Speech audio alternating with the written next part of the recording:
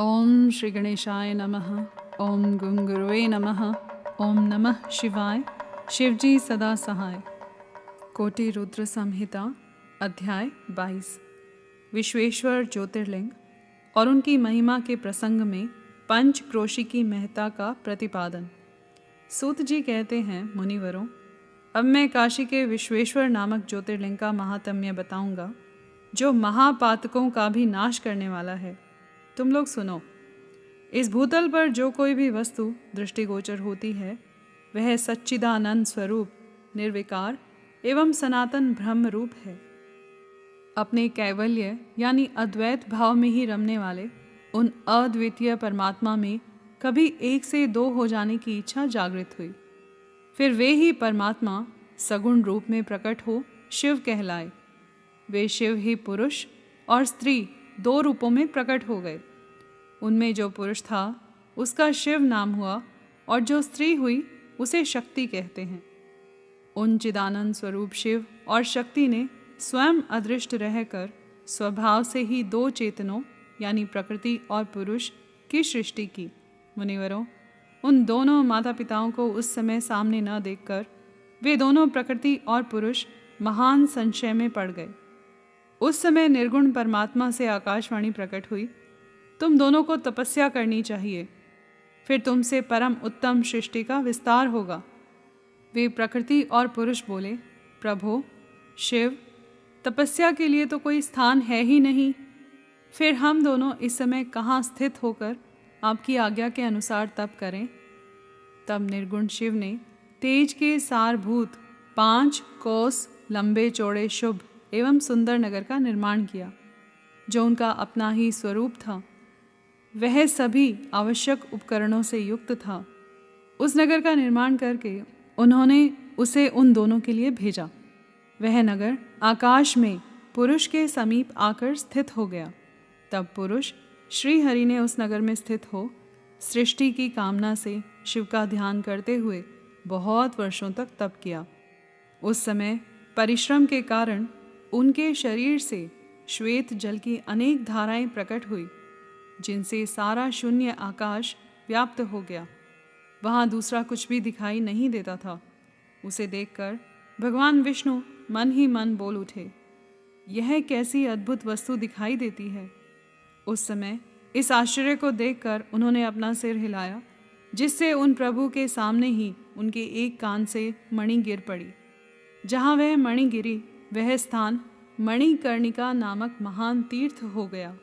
जब पूर्वोक्त जल राशि में वह सारी पंचक्रोशी डूबने और बहने लगी, तब निर्गुण शिव ने शीघ्र ही उसे अपने त्रिशूल के द्वारा धारण कर लिया। फिर विष्णु अपनी पत्नी प्रकृति के साथ वहीं सोए। तब उनकी नाभि से एक कमल प्रकट हुआ, और उस कमल से ब्रह्मा उत्पन्न हुए। उनकी उत्पत्ति में भी शंकर का आदेश ही कारण था। तदंतर उन्होंने शिव की आज्ञा पाकर अद्भुत सृष्टि आरंभ की।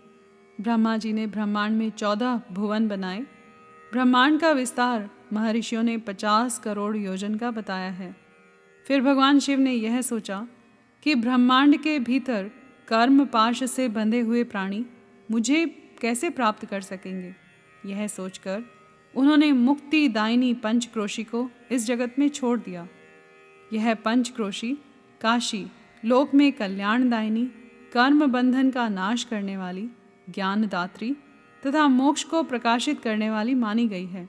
अतएव मुझे परम प्रिय है। यहाँ स्वयं परमात्मा ने अविमुक्त लिंग की स्थापना की है। अतः मेरे अंशभूत हरे, तुम्हें कभी इस क्षेत्र का त्याग नहीं करना चाहिए।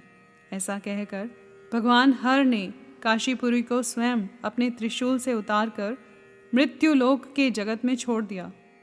ब्रह्मा जी का एक दिन पूरा होने पर जब सारे जगत का प्रलय हो जाता है, तब भी निश्चय ही इस काशीपुरी का नाश नहीं होता। उस समय भगवान शिव इसे त्रिशूल पर धारण कर लेते हैं, और जब ब्रह्मा द्वारा पुनः नई सृष्टि की जाती है, तब इसे फिर वे इस भूतल पर स्थापित कर देते हैं। कर्मों का कर्षण करने से ही इस पुरी को काशी कहते हैं। काशी में अविमुक्तेश्वर लिंग सदा विराजमान रहता है। वह महापातकी पुरुषों को भी मोक्ष प्रदान करने वाला है। मुनीश्वरों, अन्य मोक्षदायक धामों में सारूप्य आदि मुक्ति प्राप्त होती है। केवल इस काशी में ही जीवों को सायुज्य नामक सर्वोत्तम मुक्ति सुलभ होती है। जिनकी कहीं भी गति नहीं होती है, उनके लिए वाराणसी पुरी ही गति है। महापुण्यमयी पंचक्रोशी करोड़ों हत्याओं का विनाश करने वाली है। यहाँ समस्त अमरगण भी मरण की इच्छा करते हैं, फिर दूसरों की तो बात ही क्या है। यह शंकर की प्रिय नगरी काशी सदा भोग और मोक्ष प्रदान करने वाली है। कैलाश के पति जो भीतर से सत्वगुणी और बाहर से तमोगुणी कहे गए हैं, कालाग्नि रुद्र के नाम से विख्यात हैं। वे निर्गुण होते हुए भी सगुण रूप में प्रकट हुए शिव हैं। उन्होंने बारंबार प्रणाम करके निर्गुण शिव से इस प्रकार कहा। रुद्र बोले, विश्वनाथ महेश्वर, मैं आपका ही हूँ, इसमें संशय नहीं है। सांब महादेव, मुझ आत्मज पर कृपा कीजिए। जगतपते, लोकहित की कामना से आपको सदा यहीं रहना चाहिए। जगन्नाथ, मैं आपसे प्रार्थना करता हूँ, आप यहाँ रहकर जीवों का उद्धार करें। सूत जी कहते हैं, तदंतर मन और इंद्रियों को वश में रखने वाले अविमुक्त ने भी शंकर से बारंबार प्रार्थना करके नेत्रों से आंसू बहाते हुए ही प्रसन्नतापूर्वक उनसे कहा। अविमुक्त बोले, काल रूपी रोग के सुंदर औषध देवादिदेव महादेव, आप वास्तव में तीनों लोकों के स्वामी तथा ब्रह्मा और विष्णु आदि के द्वारा भी सेवनीय हैं। देव, काशीपुरी को आप अपनी राजधानी स्वीकार करें। मैं अचिंत्य सुख की प्राप्ति के लिए यहाँ सदा आपका ध्यान लगाए स्थिर भाव से बैठा रहूँगा। आप ही मुक्ति देने वाले तथा संपूर्ण कामनाओं के पूरक हैं, दूसरा कोई नहीं। अतः आप परोपकार के लिए उमा सहित यहाँ सदा विराजमान रहें। सदाशिव, आप समस्त जीवों को संसार सागर से पार करें। हर, मैं बारंबार प्रार्थना करता हूँ कि आप अपने भक्तों का कार्य सिद्ध करें। सूत जी कहते हैं, ब्राह्मणों, जब विश्वनाथ ने भगवान शंकर से इस प्रकार प्रार्थना की, तब सर्वेश्वर शिव समस्त लोकों का उपकार करने के लिए वहाँ विराजमान हो गए। जिस दिन से भगवान शिव काशी में आ गए, उसी दिन से काशी सर्वश्रेष्ठ पुरी हो गया। यहाँ पर अध्याय 22 समाप्त हुआ।